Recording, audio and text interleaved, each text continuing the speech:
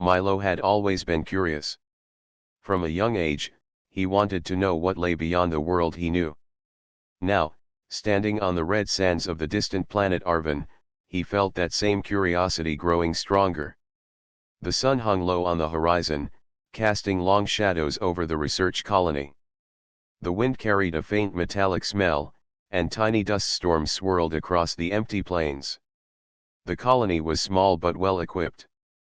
Humans had arrived on Arvin 5 years ago to study its strange geology and unusual energy readings.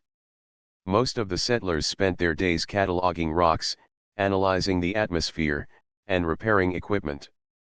But Milo was different. He wanted to explore the unknown, to find something that no human had ever seen.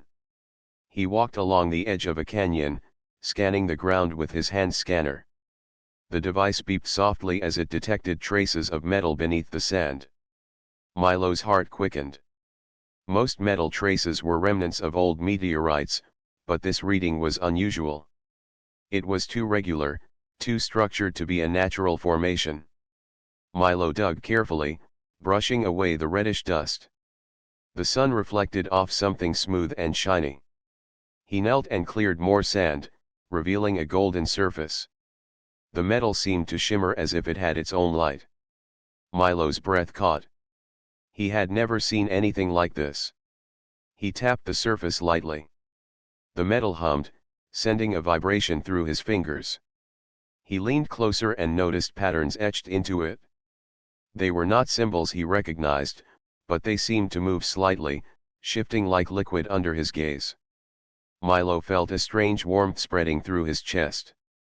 Milo rushed back to the colony, careful to keep the metal hidden from the others.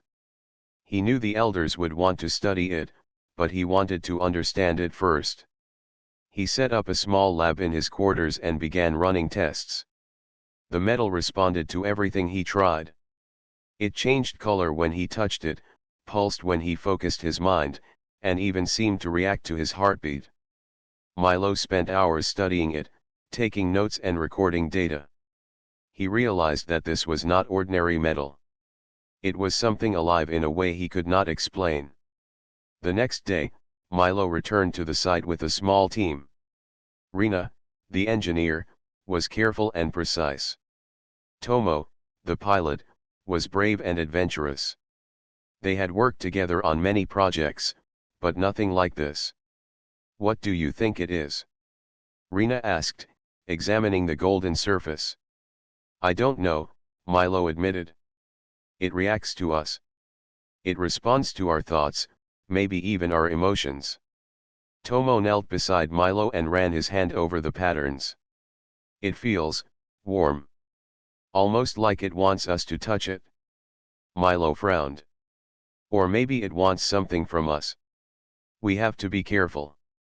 They decided to bring small instruments to measure energy and vibrations. As they worked, the metal shimmered brighter. The patterns moved faster, forming shapes that looked almost like faces. Rina shivered. "Are we seeing things?" she asked. "I don't think so," Milo said. "Look at the readings. The energy levels are rising every time we focus on it." The team spent the entire day observing the metal. By evening, the sun had set, and the sky turned a deep orange. Milo noticed that the metal's glow had grown stronger. Tiny sparks of golden light floated above its surface. They were beautiful, almost hypnotic. Tomo leaned back on the sand. "It's like it's alive. Maybe it's some kind of ancient technology." "Ancient, or alien," Rina said. "Either way, it could be dangerous. We need to report this to the elders." Milo hesitated. He did not want to share the discovery yet. He felt a strange connection to the metal, as if it had chosen him. He wanted to learn its secrets first. That night, Milo could not sleep. He kept thinking about the golden surface, imagining what it could do. He dreamed of walking across it, stepping into a world of light and sound beyond imagination. He woke up with a start, feeling both excitement and fear. The next morning, Milo returned to the site alone. He traced the patterns with his fingers, and the metal responded immediately. Golden lines spread outward, forming a bridge-like structure. It seemed to rise from the sand, stretching into the sky. Milo could see faint figures in the light, like shadows of beings he had never met. He reached out, and the metal hummed louder, vibrating in rhythm with his heartbeat. He felt a pull, gentle but irresistible, as if the bridge wanted him to step forward. Milo's mind raced with possibilities. Could this be a path to another world? Another life? Rina and Tomo arrived just in time to see Milo standing at the edge of the golden bridge. "Milo, be careful," Rina said, her voice trembling. "We don't know what this is." Tomo added, "We need to analyze it first. Don't step on it yet." Milo looked at them, his eyes filled with wonder. "I have to know. This could be the greatest discovery in human history." They watched in awe as Milo placed one foot on the bridge. The metal shifted beneath him, glowing brighter. Tiny sparks danced around his legs, and for a moment, it felt like he was floating. The bridge seemed endless, stretching beyond the horizon, glowing with a golden light that promised mysteries beyond imagination. Rina grabbed Milo's arm. "We should go back. We can't do this alone." But Milo shook his head, eyes fixed on the horizon. "I have to see. I have to understand."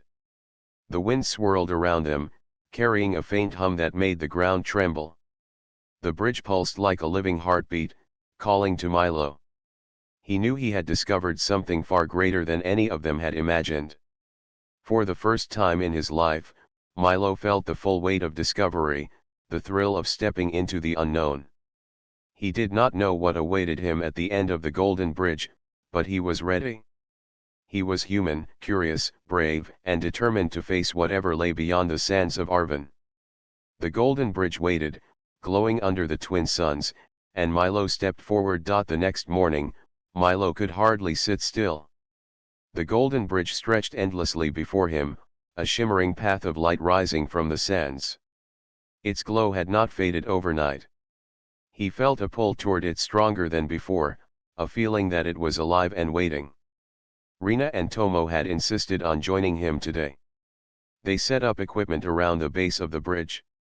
Small scanners, energy meters, and cameras were arranged carefully. Milo wanted to understand how the bridge worked, but he also felt a strange connection, as if it responded to his thoughts. "Are you sure it is safe?" Rina asked, adjusting her helmet. Her voice carried caution, but her eyes held curiosity. Milo nodded. "We won't do anything dangerous. We just need to observe and record what it does." Tomo leaned back on his heels, staring at the bridge. "I have a feeling this is not just metal or energy. It might be intelligent."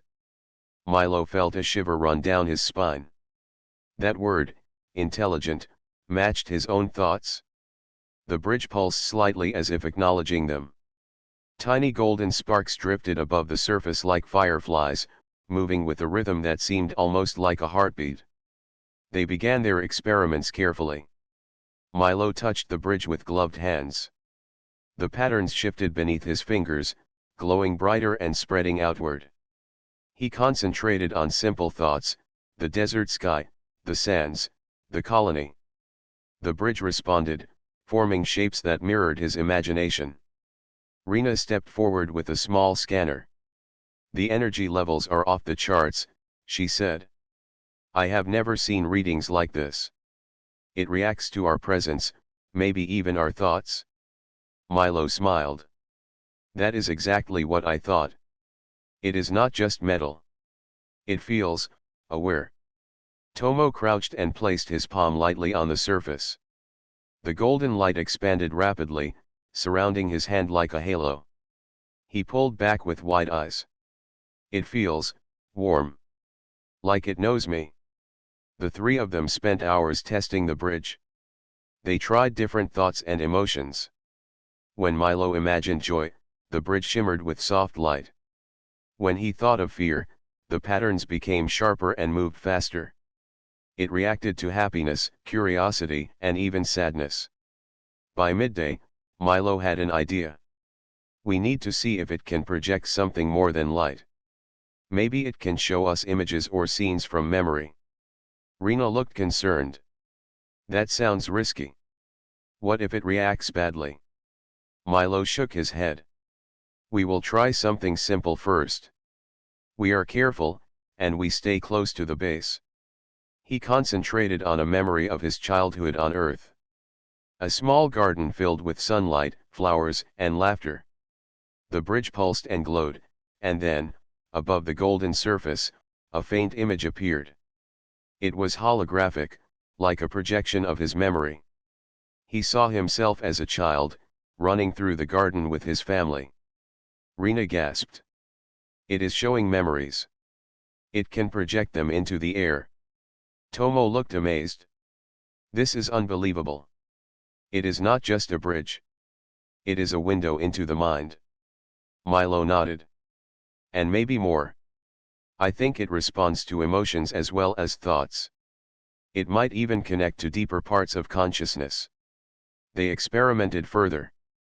Rena imagined a bright sunset she had seen on a beach, and the bridge displayed it in golden light, even showing the waves moving softly. Tomo thought of flying through space in his old training simulator, and the bridge mirrored it with shimmering stars and planets. As they worked, Milo noticed something unusual. The bridge seemed to communicate in its own way. When he concentrated on simple questions, the patterns shifted differently than for memories or images. It was as if the bridge was listening and responding, trying to understand them. Hours passed, and the team grew excited. This was more than a scientific discovery.